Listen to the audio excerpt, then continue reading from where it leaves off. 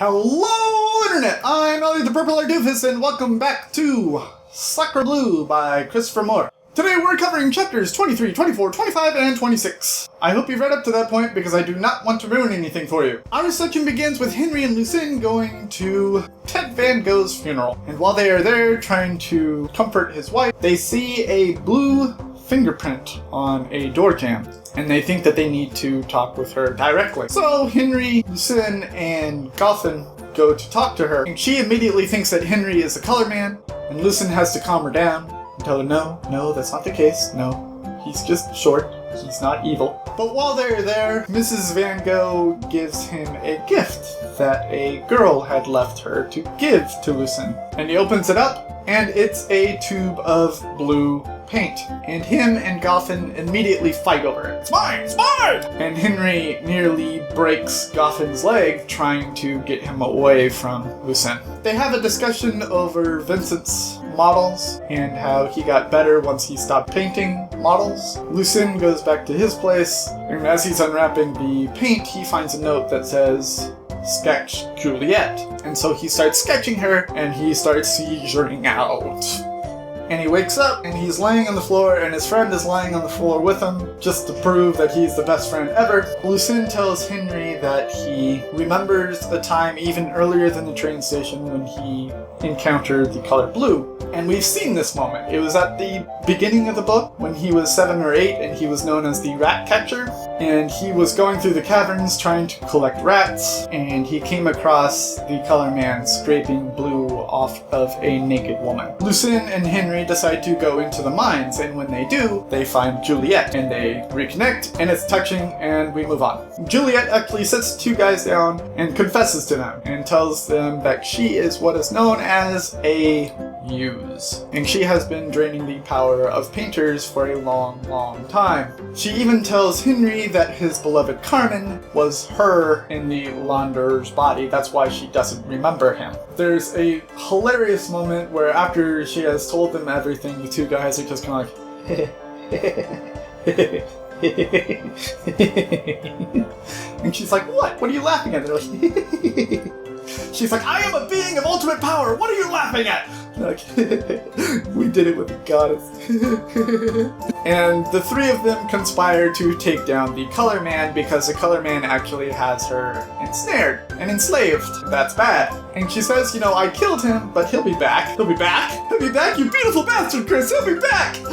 Yes! And then we have a little bit of a history lesson. I believe it was 30,000 BC, where these people known as the Picts used to paint themselves entirely blue and fight against the Romans. And the color man and Blue would fight with the Picts against the Romans, and the color man would be shot and killed. And so would the Picts around him, and when the Picts around him got killed, it would imbibe him with power because it was pretty much destroying art with the color blue. After the history lesson, we come back to the color man trying to get into his apartment, and everyone there being like, you're dead, you were shot, I saw you, you're a ghost, ah!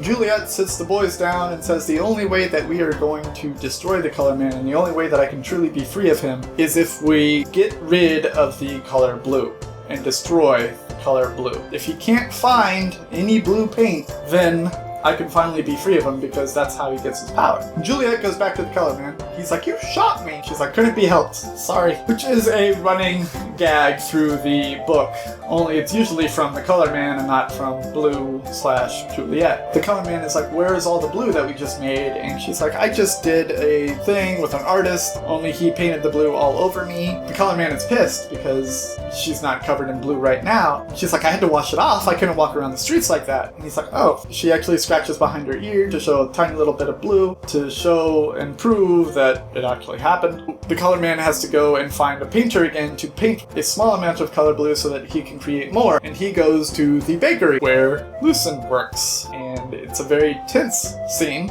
It also makes me think that Lucen knew that this was going to happen because he takes it very, very well. While the Color Man and Blue are arguing, the Color Man says, I have this painter, his name is Sarat, you should be his muse. He paints large paintings, and she says that's going to take forever because he paints in the tiny little spots. And she goes to visit Sarat to try and seduce him into painting her, and at first he just flat out denies her, and then she reveals her name, and he's like, oh, come in! She's named Dot. And this is why I love Christopher Moore's books, because that's hilarious. Lucen and Henry sit down with the professor to discuss ancient civilizations, and they're discussing the Picts that we had the lesson of before. And that is pretty much where our section ends for today. The question that I have for you is, if you could boink any goddess, or god, or mythological creature, or fictionalized character, who would that be? The question that I had yesterday is, if you could be possessed by anyone, who would that be? I would want to be possessed by someone smart.